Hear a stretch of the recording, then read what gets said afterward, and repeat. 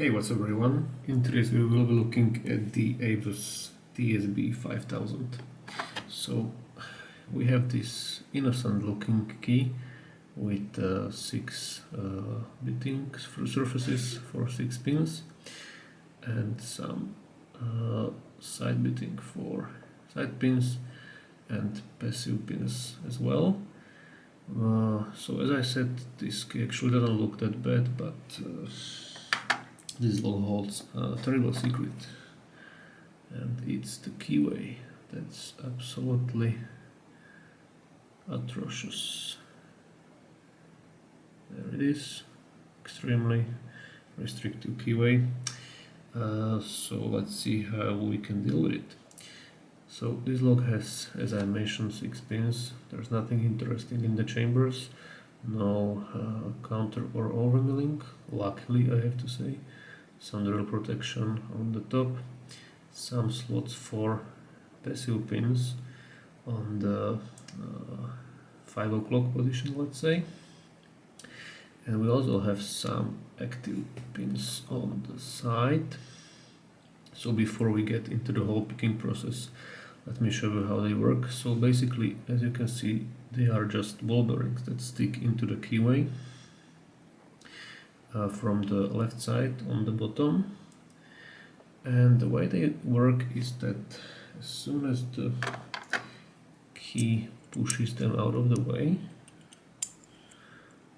they are sort of joined, or they're sprung basically, and in these 3 slots there are they're almost like pins that have a through gate in them. There's no false gate or anything, they just sort of get out of the way and they expose their gates. And after they do that, there are actually 3 brass looking ball bearings that can sink into the plug and the lock can turn. So before that happens, these ball bearings sort of stick out and prevent core from rotating. And in the housing we also have like slots accommodating for those ball bearings, almost like sidebar channels. So that's like a secondary locking mechanism, I would say. Okay, let's remove this. But that's basically trivial. What's complicated is the keyway, of course. So looking at the pins, there's some pretty standard ABUS pins. So we have a standard in position 1. We have 4 spools in chambers 2 up to 5, and pin 6 is also a typical ABUS pin. It's sort of this double lightly serrated pin that yeah, it's basically on pin 6. That's pretty annoying. So what happens if you start picking this lock? Well, obviously you will learn that you cannot really use like normal techniques here, and you need to think about how to approach this. So before I picked this lock, I took some notes from DQ, who picked this lock as well, and basically I did the same thing like he did, but I used only this Moki pick, this flat one, short hook, and the way I picked those pins was that I stuck it in this part, like here, like a flag. So I didn't go inside like this, but like this. And then I just rotated my hook like a flag, and in some cases I was able to get right into this vertical portion of the keyway and set the pins. As you can see, I do have a little mark that marks pin 6 because that's kind of difficult to hit because it's relatively high set pin, this one. So I have a mark there, and yeah, basically that's the way I did it. I tried it with a flag, but I kept getting stuck like I had really big problems removing the flag. It was stuck there, so then I realized that it will be better to use a hook, and indeed it was. So that's like the most important thing. And the second most important thing, or the second, yeah, most, yeah, is to try to preset as many pins as possible. Luckily enough, the tolerances in this lock are not that good, and you are allowed to preset a lot of stuff before you get a full set.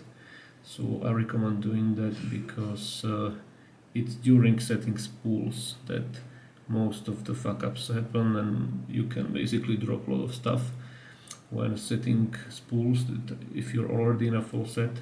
So try to preset everything before you fall into a deep full set. And these side pins are trivial. I use this MP10 for them. You just push them sort of away and they are set. So yeah, I think that's pretty much it. This hook is in 19,000s, so you don't need like too too thin of a hook. But I won't argue if someone says that his bitting doesn't allow this technique, because sometimes you get like true zero lifts in here, sometimes you get like higher lifts than I had on number 6, and maybe you will have to adjust a bit as tools you use, because yeah, this bitting is not actually too bad, I would say.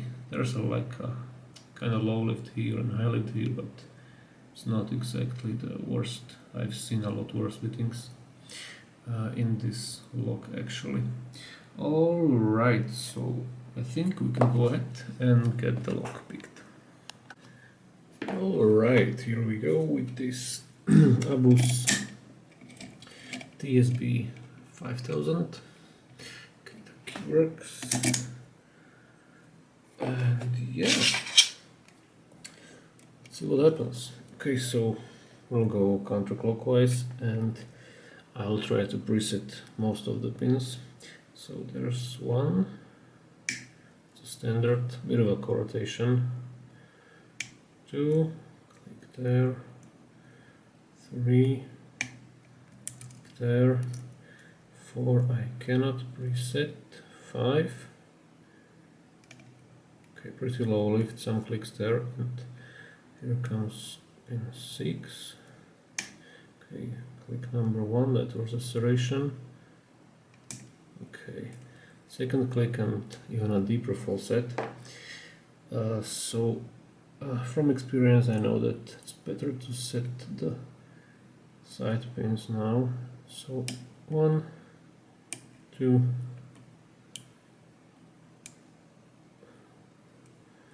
3 is binding kinda hard. Okay.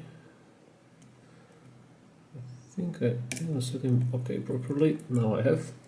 So the faucet got a bit deeper, and now we only have number 4 left.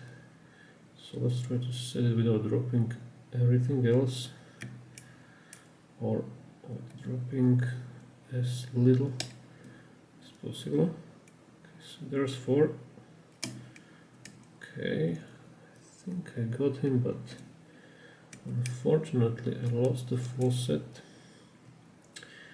Maybe it's because okay, the faucet is back now for some reason. Maybe something was like half dropped, I don't know, and 4 seems to be still set, so I will check the side pins again.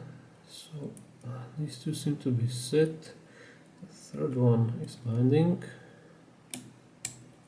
and there's the open. Okay, perfect. So that went pretty smooth. So it's time to get this.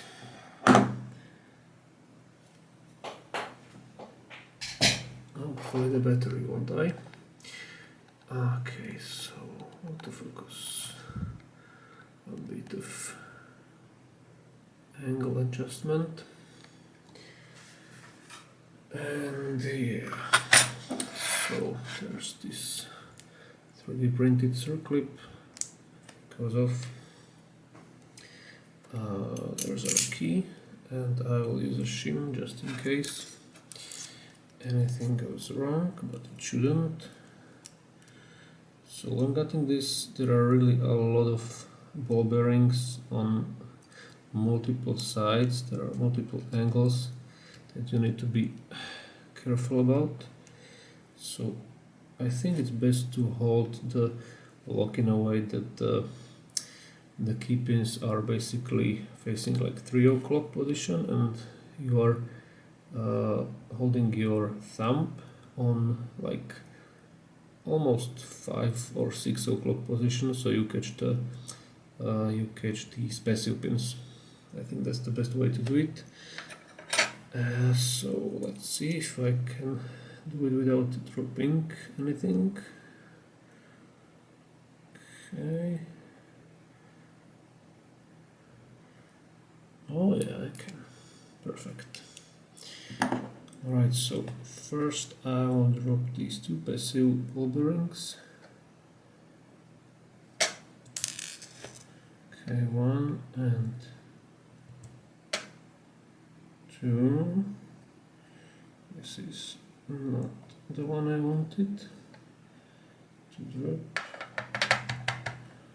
Okay, maybe if I remove the key.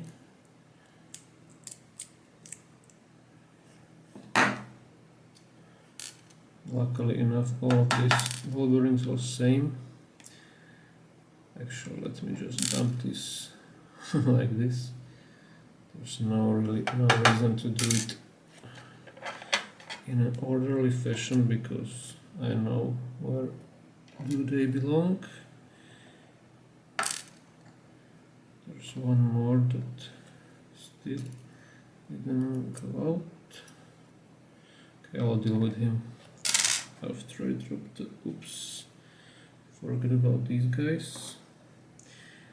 That's actually the active pins from the side. Okay, so 2, 3, 4, 5, and 6.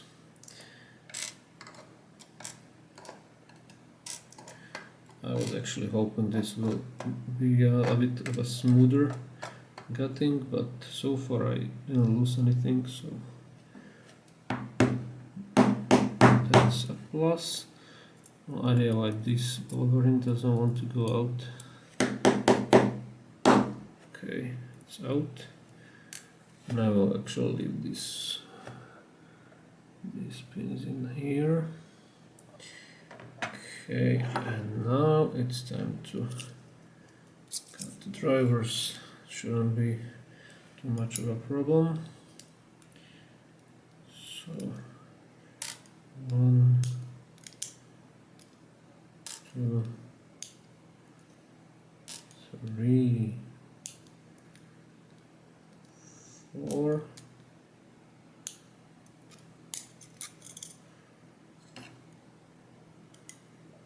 5, and 6.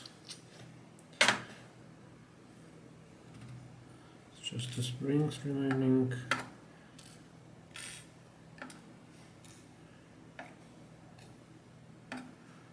Okay, I'm pretty sure I didn't lose anything in the process. Alright, let me give you a close-up before the battery dies with all of the elements. Hopefully you guys enjoyed this video on the Abus TSB 5000, and we will see each other really soon in the next video. Until then, bye.